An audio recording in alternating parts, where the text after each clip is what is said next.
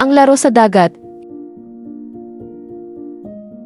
Isang maaraw na hapon, masayang nagtungo sa dagat ang magkakaibigang sina Mark.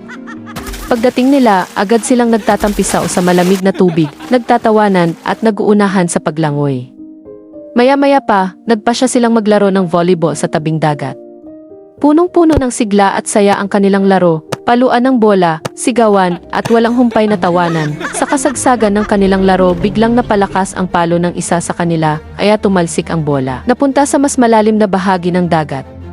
Nagboluntaryo si Mark na kunin ito. Buong tapang siyang lumangoy papalayo, hinahabol ang bola, ngunit habang papalapit siya, bigla niyang naramdaman ang kakaibang bigat ng kanyang katawan. Parang hindi na siya makahinga. Pilit siyang pumadyak at sumigaw ng tulong, ngunit tila walang nakakarinig sa kanya. Lalong bumilis ang tibok ng kanyang puso at siya ay hingal na hingal. Bigla siyang napadilat. Nasa kama na pala siya, pawis na pawis at hinihingal. Doon niya napagtanto na panaginip lamang ang lahat.